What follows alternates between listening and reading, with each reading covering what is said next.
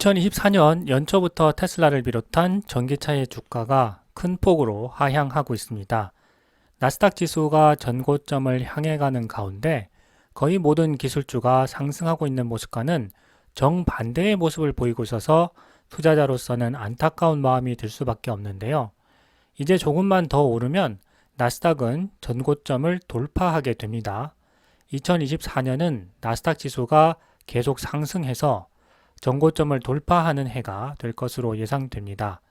전년 고점은 2021년 11월에 16,000포인트 부근이었는데요. 벌써 15,300포인트니까 멀지 않았다는 것을 알 수가 있습니다. 최근 전기차 기업들의 주가가 큰 폭으로 하락하는 데는 두 가지 요인이 있습니다. 첫 번째는 전기차 수요가 둔화될 것이라는 전망이고요. 두 번째는 트럼프 대통령의 재선 전망 때문입니다. 먼저 전기차 수요 둔화 전망에 대해서 알아보면 앞선 여러 영상에서 말씀드렸듯이 전기차 배터리 기업들은 계속해서 투자를 확장하고 있습니다. LG 에너지 솔루션도 미국뿐만 아니라 캐나다에도 배터리 공장을 신설하고 있는데요. 이러한 움직임은 전기차 수요가 일시적으로 둔화되더라도 전기차 산업은 산업 구조의 큰 패러다임 변화이기 때문에 금리가 내려가고 또다시 수요가 큰 폭으로 증가하게 되면 산업 구조상 공급을 빠른 시일 내에 증가시키지 못하기 때문에 수요와 공급의 불일치에 대비하고 전기차 전환이라는 큰 변화에 적극적으로 대응하기 위한 움직임이라고 생각됩니다. 미국의 빅3 자동차 기업인 포드와 GM, 스텔란티스가 모두 전기차 전환 속도를 늦추고 내연기관차 생산으로 다시 옮겨가고 있는 모습을 보여주고 있는데요. 미국 자동차 업체 포드는 전기 픽업 트럭 모델 F150 라이트닝 생산량을 대폭 줄이기로 했습니다. 1월 19일 보도자료를 통해서 F150 라이트닝 생산을 줄이고 내연기관 픽업 트럭인 레인지 랩터와 SUV 모델인 브론코 랩터의 생산을 늘린다고 밝혔습니다. 포드는 F150 라이트닝을 생산하는 미시간주 디어본의 루즈 전기차 센터 교대 근무를 종전의 2교대에서 1교대로 줄일 계획이라고 밝혔습니다. 이에 따라서 이 공장의 직원을 약 1,400명가량 감원하게 되었는데요. 전기차 공장을 떠나는 직원 중에 절반은 미시간주 웨인에 있는 내연기관차 생산 공장으로 옮기게 된다고 합니다. 포드는 F150 라이트닝의 생산을 고객 수요에 맞추기 위한 것이라고 했고요. 이 성장과 수익성의 균형을 맞추면서 고객에게 선택권을 제공하기 위해서 제조를 유연하게 하는 방식을 활용하고 있다라고 설명했습니다. 내연기관차인 브론코와 레인저를 생산하는 공장의 교대조는 2교대에서 3교대로 증가하게 됩니다.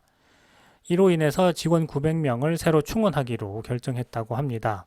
미국 경제 매체인 CNBC는 전기차 수요가 예상보다 둔화한 가운데 포드가 전기차 생산을 줄이거나 지연시키는 최근의 업계 흐름을 보여준 것이라고 보도하기도 했습니다. 2022년 F150 라이트닝의 미국 판매량은 전년보다 55% 증가했지만 최근 판매 속도는 전보다 느려지고 있습니다. 제너럴 모터스도 투자 규모 40억 달러, 한화 약 5조 3,500억 원의 전기 트럭 공장 개설을 1년간 연기한다고 지난해 2023년 10월에 밝히기도 했습니다. 미국 미디어들이 모두 전기차 수요가 둔화된다고 강조하고 있고 미국의 빅3인 포드와 GM, 스텔란티스가 전기차 생산을 중단하거나 혹은 늦춘다고 이야기를 하고 있는데요. 개인 투자자들도 이에 대해서 많이 동요하고 있는 모습을 보이고 있습니다. 주가가 그래서 큰 폭으로 하락하기도 했습니다. 사실 내연기관차들이 전기차 전환을 늦추는 것에는 이유가 있습니다. 2022년 3분기 기준 전기차 기업들의 마진을 살펴보게 되면 테슬라는 전기차 한 대 생산당 9,574달러의 이익을 내는 반면에 테슬라를 제치고 세계 1위 전기차 판매 기업이 되었다는 비아디의 경우에는 전기차 한 대당 1,550달러밖에 이익이 나지를 않습니다.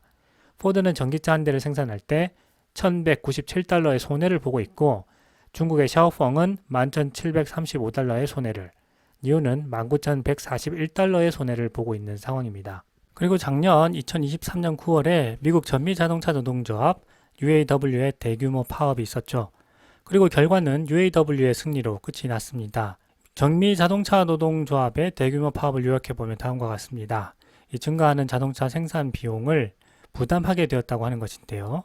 사상 처음으로 동시 파업에 나선 미국 빅3 자동차 노동자들이 임금 대폭 인상 등의 양보를 받아내서 상당한 승리를 거두게 되었습니다.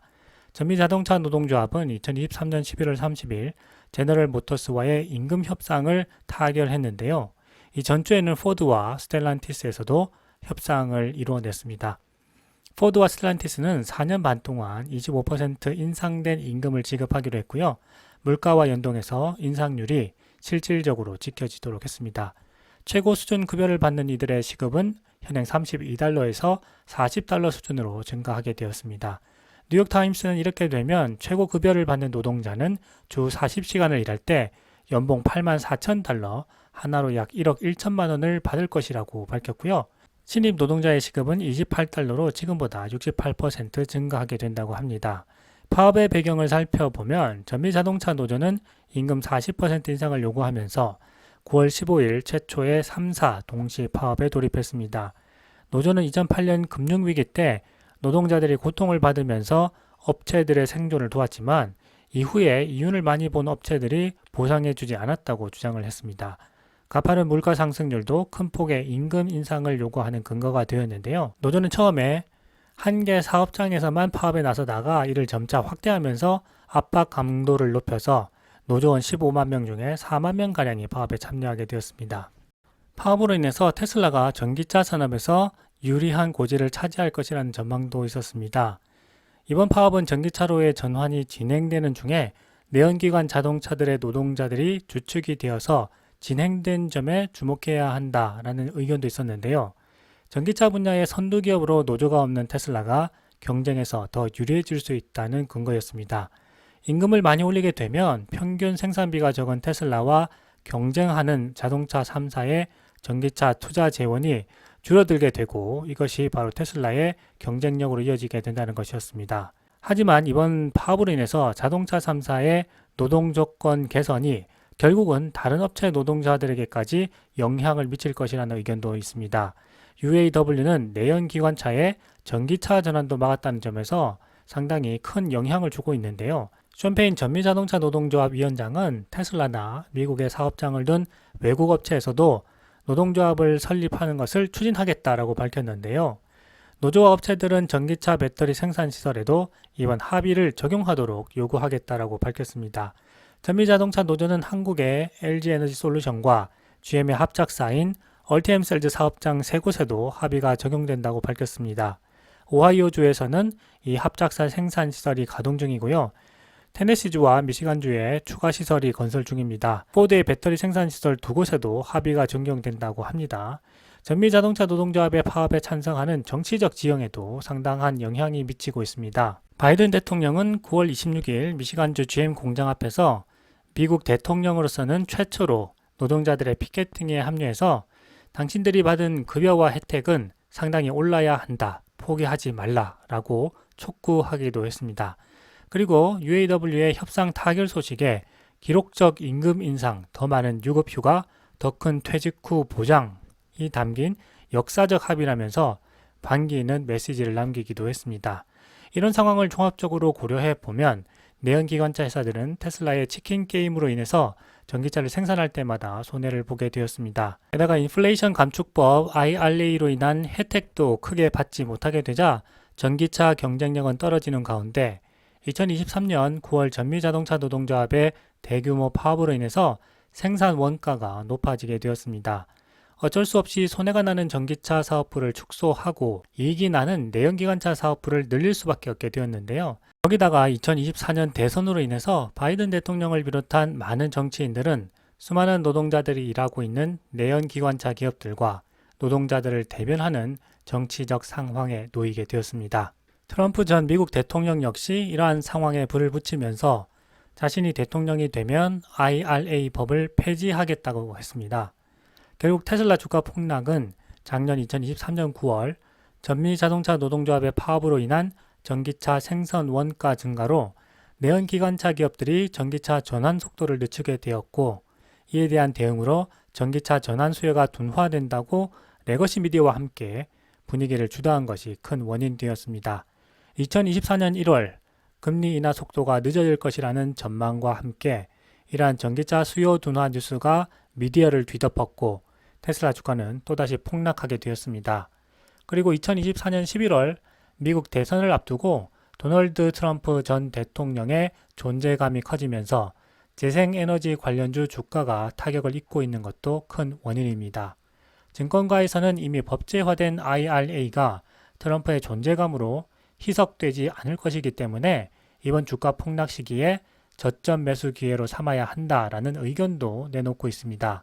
트럼프 전 대통령은 이번 대선에서 당선하게 되면 조 바이든 대통령의 친환경 지원 정책인 IRA를 폐지하겠다고 공언하기도 했습니다. 트럼프는 1월 15일 아이오와주 공화당 코커스에서 득표율 51%로 1위를 차지하면서 첫 경선에서 압승했습니다.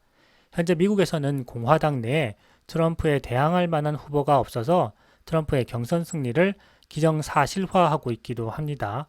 뉴욕타임스가 실시한 여론조사를 보면 미국 내 6개 스윙보트 주에서 위스콘신주를 빼고 트럼프가 모두 압승한 것으로 나타났습니다. 개별 설문응답에서도 큰 차이를 보였는데요. 경제를 더 잘 이끌 후보에서 트럼프가 59%를 차지했습니다. 바이든이 37%를 차지했는데 아주 큰 차이로 따돌렸죠. 이민정책에서도 트럼프가 53%를 차지했고요. 팔레스타인 분쟁 해결에서도 50%를 차지해서 모두 트럼프가 바이든의 우세한 결과가 나왔습니다. 버락 오바마 전 대통령 당선에 큰 역할을 했던 데이빗 엑슬로드 미국 민주당 전략가도 통계 결과를 보고는 바이든 대통령의 재선 포기를 심각히 고민해봐야 한다라고 말한 것으로 전해졌습니다. 데이빗 엑슬로드는 미국의 전 민주당 대통령인 버락 오바마 캠프에서 선거운동 수석 전략가로 활약한 인물입니다. 엑슬로드는 민주당 대선 후보 경선에서 변화와 희망, 통합과 같은 긍정적인 구호들을 집중적으로 내세워서 오바마가 경선에서 승리하는 데 크게 기여했습니다.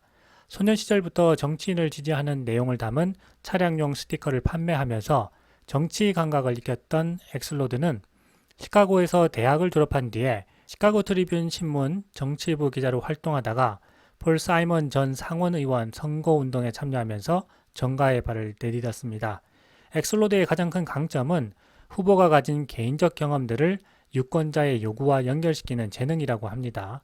오바마 대통령의 경선 과정에서 오바마가 다양한 문화 환경 아래에서 자라났다는 점을 다문화 국가라는 미국 특성과 연결하는 데 성공을 했죠. 유권자 마음을 움직이기에 적합한 말을 찾아내는 재능도 엑슬로드의 최대 장점이라고 합니다.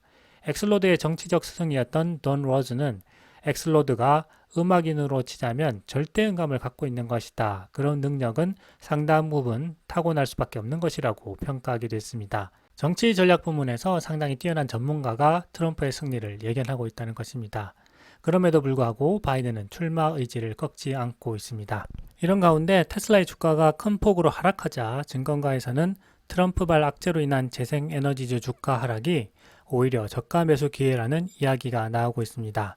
지난 트럼프 1기 정부에서 글로벌 1위 풍력 터빈 기업인 베스타스 주가가 2016년 11월 8일 트럼프가 당선된 뒤 약 한 달 동안 23%나 급락했는데요. 당시에도 트럼프는 전임 오바마 정부의 친환경 지원 정책 폐지를 시도했습니다. 하지만 이후 4년 동안 베스타스 주가는 꾸준히 올라서 트럼프 임기 말에 이르러서는 약 3배의 상승률을 기록했습니다. 오바마 정부 때 입법화한 풍력 보조금 정책 효과가 2019년과 2020년에 급격히 늘어난 영향으로 분석하고 있는데요. 트럼프는 막상 대통령 임기가 시작되자 친환경 보조금 정책 폐지를 포기했습니다. 결국 트럼프의 친환경 정책 반대는 실제로 실행하려는 것보다는 정치적으로 표심을 얻기 위한 의도가 더 강한 것으로 보입니다. 따라서 이번 대선 기간에 외치는 IRA 폐지 구호도 바이든에 대한 비토 정서를 확산시키는 목적에 그칠 수 있다는 분석이 나오고 있습니다. 현재 IRA로 재생에너지 관련 정책 수혜를 입는 지역은 공화당 텃밭인 경우가 더 많아서 트럼프가 적극적인 친환경 정책 반대 노선을 걷지 못할 가능성도 높다고 보여집니다. 법적으로도 트럼프가 IRA를 폐지하는 것은 불가능하다라는 의견도 있는데요. IRA를 완벽히 폐지하기 위해서는 상하원에서 공화당이 다수당이 되어야 하고요. 동시에 상원 총 100석 가운데 60석 이상을 차지해야만 하지만 이것은 현실성이 없기 때문입니다. 따라서 트럼프가 당선된다 해도 테슬라와 같은 전기차 기업을 포함한 재생에너지 기업들의 주가는 단기적으로는 충격을 받을 수도 있지만 향후 IRA 효과가 본격화되면 장기 반등할 가능성이 있다는 것이 테슬라와 재생에너지 기업에 투자하는 투자자들의 아이디어이자 주요 의견입니다.